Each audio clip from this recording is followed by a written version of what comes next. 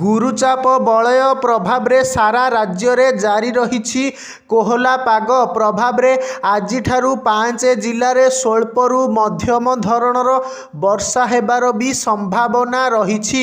ସେହିପରି ଗୁରୁବାର ପାଇଁ 12 ଜିଲ୍ଲାକୁ ଘନ କୁହୁଡ଼ି ନେଇ ଆଲର୍ଟ ଜାରି କରିଛି ପାଣିପାଗ ବିଭାଗ।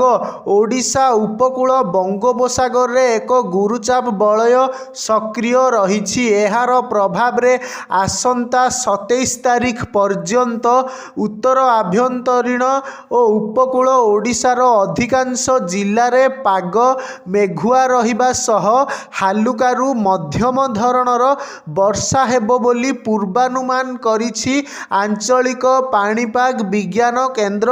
ଆଜି ଗଞ୍ଜାମ, ଗଜପତି, କନ୍ଧମାଳ, ନୟାଗଡ଼, ସୋନପୁର, ବୌଦ୍ଧରେ ମଧ୍ୟମ ଧରଣର ବର୍ଷା ହୋଇପାରେ।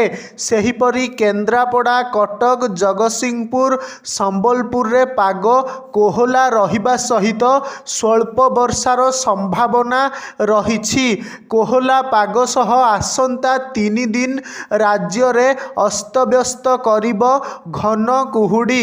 ବାୟୁମଣ୍ଡଳରେ ଜଳୀୟ ବାଷ୍ପ ପରିମାଣ ଅଧିକ ଥିବାରୁ ଘନ କୁହୁଡ଼ି ଅନୁଭୂତ ହେଉଛି। ଘନ କୁହୁଡ଼ି ନେଇ 12 ଜିଲ୍ଲାକୁ ସତର୍କତା ଜାରି କରାଯାଇଛି। ଅନୁଗୁଳ, ଢେଙ୍କାନାଳ, ବାଲେଶ୍ୱର, ଭଦ୍ରକ, ଯାଜପୁର, ମୟୂରଭଞ୍ଜ, କେନ୍ଦୁଝର, ସମ୍ବଲପୁରରେ ଘନ କୁହୁଡ଼ି ଦେଖାଦେବ। ଏହିସବୁ ଜିଲ୍ଲାର ଜିଲ୍ଲାପାଳ, ପୋଲିସ ଡିଜି, ପରିବହନ କମିଶନରଙ୍କୁ ସତର୍କ ରହିବାକୁ ଏସ୍ଆର୍ସି ନିର୍ଦ୍ଦେଶ ଦେଇଛନ୍ତି।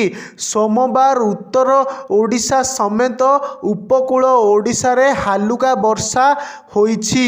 ପୁରୀ, ସମ୍ବଲପୁର, ସୁନ୍ଦରଗଡ଼, ମୟୂରଭଞ୍ଜ, ବାଲେଶ୍ୱରରେ ହାଲୁକାରୁ ମଧ୍ୟମ ଧରଣର ବର୍ଷା ହୋଇଥିବା ରେକର୍ଡ କରାଯାଇଛି।